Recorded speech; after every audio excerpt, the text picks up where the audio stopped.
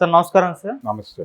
Sir ఈవీఎంల పైన ఎప్పటినుంచో కూడా భిన్నాభిప్రాయాలు అయితే వ్యక్తమవుతూ వస్తున్నాయి. అంటే గెలిచిన పార్టీ ఏమో ఈవీఎంలకు మద్దతు తెలపడం, ఓడిన పార్టీలేమో లేదు ఈవీఎంలు ట్యాంపరింగ్ జరగడం ఇలాంటివన్నీ కూడా చేస్తున్నారు. వీటి వల్ల నష్టం ఉందని చెప్పడం ఇవన్నీ కూడా చూసాం.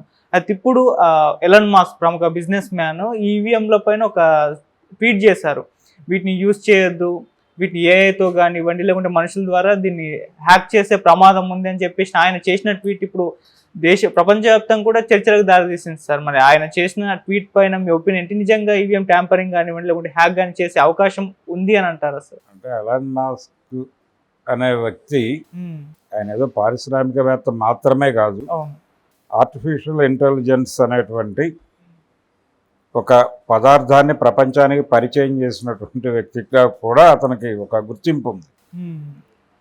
అంటే తద్వారా దేన్నైనా హ్యాక్ చేయవచ్చు అనేదే ఆయన ప్రోగ్రాం, ఆయన వ్యాపారమే అది. సో ఆయన ఆ కాంటెక్స్ట్లో ఇది సాధ్యమే అనేది చెప్పాడు. అయితే దీని మీద ఒక టెక్నాలజీ తెలిసినటువంటి వ్యక్తి ఇంటర్నెట్తో అనుసంధానం లేకుండా ఎలా సాధ్యం అవుతుంది? ఇంటర్నెట్తో అనుసంధానమైనటువంటి ఈవీఎంలు కొన్ని చోట్ల వాడుతున్నారు, అక్కడ సాధ్యం అవ్వచ్చు కానీ ఇండియాలో సాధ్యం కాదు. ఇండియాలో ఇంటర్నెట్తో సంబంధం లేనటువంటి ఈవీఎంలే వాడుతున్నారు.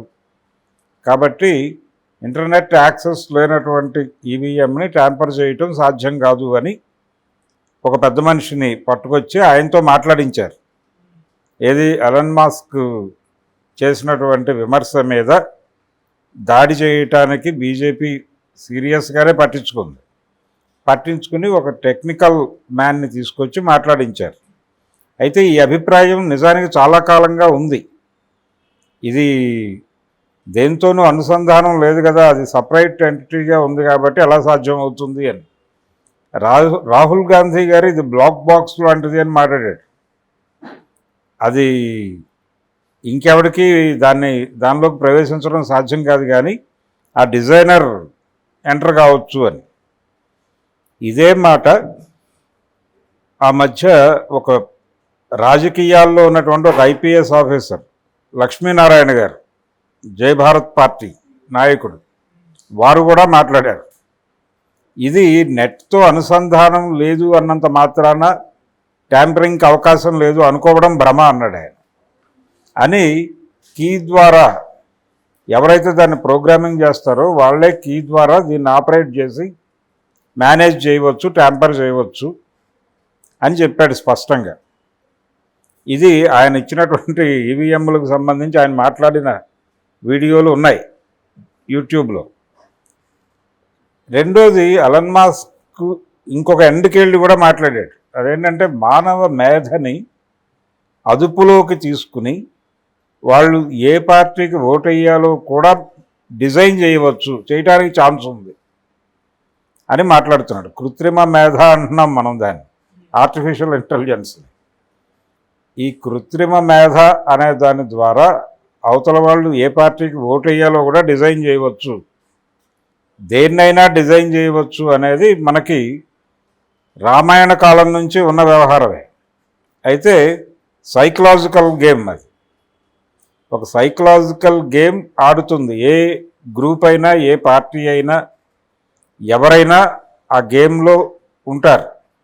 అది యంత్రంతో చేస్తారా యంత్రరహితంగా చేస్తారా అనేది వేరే గొడవ. ఇప్పుడు ఇంటర్నెట్ యుగంలో ఉన్నాం మనం. నేను ఎందుకు రామాయణంతో పోల్చానంటే, నిజానికి మొన్న ఏపీలో తెలుగుదేశం కూటమి గెలుపు రామాయణ గెలిపే దాదాపుగా. అంటే విస్పరింగ్ క్యాంపెయిన్ చాలా బలంగా చేశాడు చంద్రబాబు నాయుడు.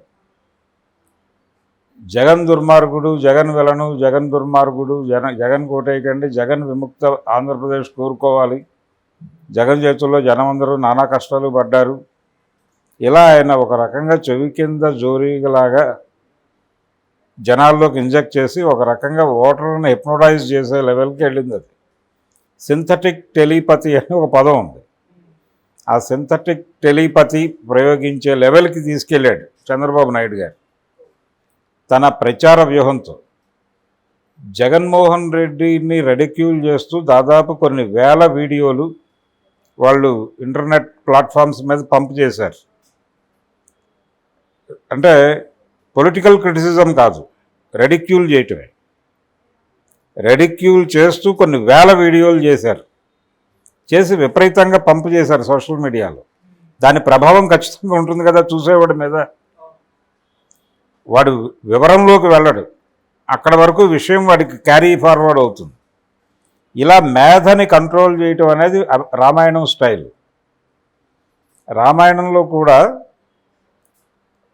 మాయసీత సీతమాయ అని ఒక గందరగోళం ఉంది, ఓ చర్చ. అంటే రావణుడు సీతాపహరణం చేయటం వల్లనే రాముడు వెళ్ళి ఆయన్ని హతమార్చాడు. ఒక కాజు కోసం, ఒక మంచి కారణం కోసం మాత్రమే రావణవధ జరిగింది తప్ప వేరే అభిప్రాయం లేదు ఆయనకి అనేది ఎస్టాబ్లిష్ చేయటం కోసం దాన్ని విపరీతంగా ప్రచారం చేశారు. ఆ విపరీతంగా ప్రచారం చేయటం అనేది అక్కడి నుంచి మొదలై ప్రతి సందర్భంలోనూ చంపదలుచుకున్నవాడిని, అంటే చంపదలుచుకున్నవాడిని వాడు పరమ దుర్మార్గుడు, లోకకంటకుడు అని ప్రచారం చేయాలి. లోకకంటకుడు అనే ట్యాగ్ లైన్ కింద వాడిని ట్యాగ్ చేసేస్తే తర్వాత చంపేస్తే ప్రపంచం పెద్దగా పట్టించుకోదు అనే సిద్ధాంతాన్ని ఫాలో అవుతూనే చంద్రబాబు నాయుడు గారు జగనాసురుడు ఇలాంటి పదాలన్నీ కాయిన్ చేశాడు. అంతకుముందు నారాసురుడు అనే పదాన్ని వాళ్ళు డిజైన్ చేశారు. వైసీపీ వాళ్ళు కూడా ఈ తాంత్రిక ప్రచారంలో వాళ్ళు కూడా కొంత జ్ఞానం ఉంది వాళ్ళకు కూడా. వాళ్ళు కూడా ఆ ప్రయత్నం చేశారు కానీ వర్కౌట్ అవ్వలేదు అది. అలాగే ఈ ఈవీఎంలు ట్యాంపరింగ్కి సంబంధించి గత ఎన్నికల అంటే 2019 ఎన్నికల ఫలితాల ప్రకటన అనంతరం జగన్మోహన్ రెడ్డి గారు మాట్లాడినటువంటి వీడియో ఇప్పుడు వైరల్గా మారింది.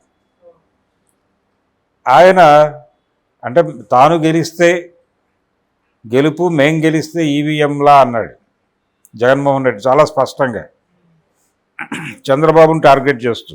ఇప్పుడు అదే పరిస్థితి. ఇప్పుడు జగన్మోహన్ రెడ్డి డైలాగ్ అదే.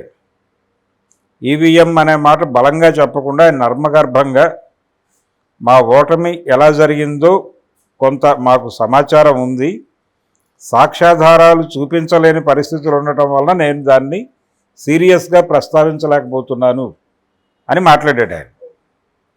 అంటే ఈవీఎంలనే అది మిగిలిన నాయకులు ఓపెన్గా మాట్లాడుతున్నారు.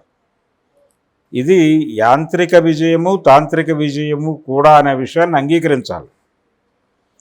ఈ డిజైనింగ్ అలా జరిగింది కాబట్టి ఆ డిజైనింగ్లో భాగంగా వచ్చినటువంటి గెలుపుని తాను అనుభవిస్తున్నాను కాబట్టి చంద్రబాబు నాయుడు ఎన్డీఏకి వ్యతిరేకమైన నిర్ణయం తీసుకోలేకపోయాడు. నిజానికి ఆయన ఆ రోజున తన ఎంపీలతో ఇండియా కూటమి వైపు షిఫ్ట్ అయితే ఏమిటి పరిస్థితి అక్కడ? ఆయన అడుగు ముందుకు వేస్తే నితీష్ కుమార్ కూడా కొంత కదిలేవాడు.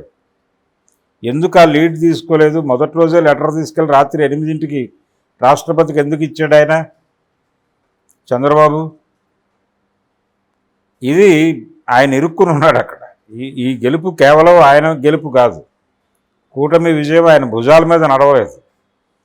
అందులో వీరి తాంత్రిక ప్రయోగాలు ఉన్నాయి, విస్పరింగ్ క్యాంపెయిన్ లాంటివి. ఆ విస్పరింగ్ క్యాంపెయిన్ తాంత్రిక ప్రయోగంతో పాటు ఈవీఎం ట్యాంపరింగ్ అనేటువంటి ఒక యాంత్రిక తోడ్పాటు కూడా ఉంది. యాంత్రిక తాంత్రిక విజయం అది. కాబట్టి దీని మీద డిస్కషన్ బలంగా జరుగుతున్నటువంటి టైంలో ఇప్పుడు ఎలన్ మాస్క్ వచ్చేసి ఇది సాధ్యమే అని చెప్పాడు. అయితే ఇంటర్నెట్ అనేది ఒక అనుసంధాన పరికరంగా తీసుకొచ్చి వితౌట్ ఇంటర్నెట్ ఎలా హ్యాక్ చేస్తారు అనే దాన్ని పట్టుకొచ్చి వాళ్ళు కాపాడుకునే ప్రయత్నం చేస్తున్నారు. కానీ వితౌట్ ఇంటర్నెట్ కూడా చేయవచ్చు అనేది కూడా ప్రూవ్డే. ఏ కంపెనీ అయితే వీళ్ళు రష్యా నుంచి పట్టుకొచ్చారు, ఇది రష్యా నుంచి పట్టుకొచ్చిన ఈవీఎంలు ఇవి. అక్కడ కనుక కీ ఆపరేట్ చేస్తే వాడు ఇవి స్పందిస్తాయి. ఎవడైతే డిజైనర్ ఉన్నాడో వాడు కంట్రోల్ చేయవచ్చు అనేది జై భారత్ పార్టీ లక్ష్మీనారాయణ గారే చెప్పాడు కదా ప్రపంచానికి.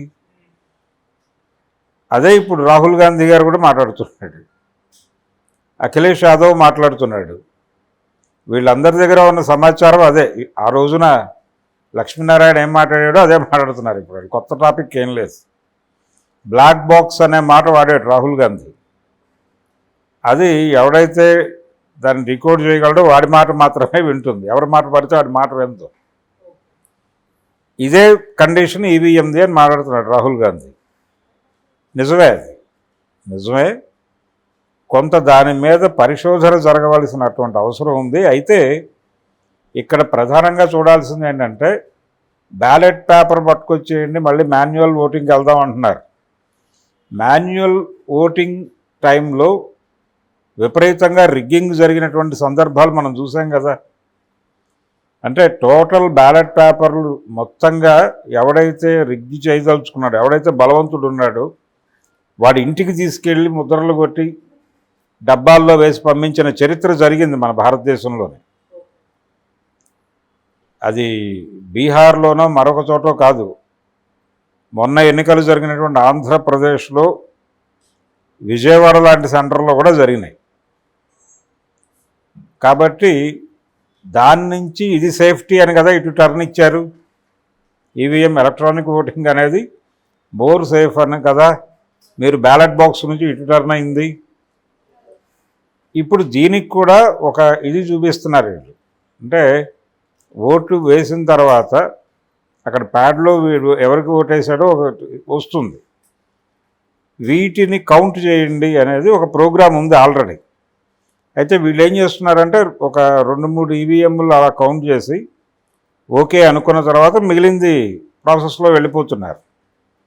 అలా కాకుండా టోటల్గా ప్రతి బాక్స్కి చెక్ చేయాలి అనే నిబంధన పెట్టుకోవచ్చు. అలా కాకుండా మళ్ళీ బ్యాలెట్ బాక్స్కి మళ్ళీ మనం బ్యాలెట్ కాగితానికి వెళ్ళిపోదాం అంటే అది సురక్షితం కాదనే కదా ఇటు వచ్చింది. అది ఇంకా మోర్ ఈజీ దీంతో పోలిస్తే. ఇదేదో రష్యన్ కంపెనీతో డీల్ మాట్లాడుకుని వాడక్కడి నుంచి కీ ఆపరేట్ చేసి ఇంత గందరగోళం లేదు అక్కడ. చాలా ఈజీగా బ్యాలెట్ పేపర్లు పట్టుకెళ్ళిపోయి ఇంట్లో కూర్చుని గుద్దేసి తీసుకెళ్ళి వేసేసి ఓటరులారా మీ ఓట్లన్నీ పోలైపోయినవి మీరు ఇళ్ళకి వెళ్ళిపోవచ్చు అని చెప్పిన సందర్భాలు ఉన్నాయి. అంటే భారత ప్రజాస్వామ్యం ఆ లెవెల్కి వెళ్ళిపోయి చాలా కాలం అయిపోయింది. అందులో భాగంగా ఏది సేఫ్ కాదు అనేది ప్రపంచం అర్థం చేసుకోవాలి. ఏది సేఫ్ కాదు. హ్యాకింగ్ అనేది ఎక్కడైనా సాధ్యమే. అంటే ఈ యాంగిల్లో తను మాట్లాడాడు.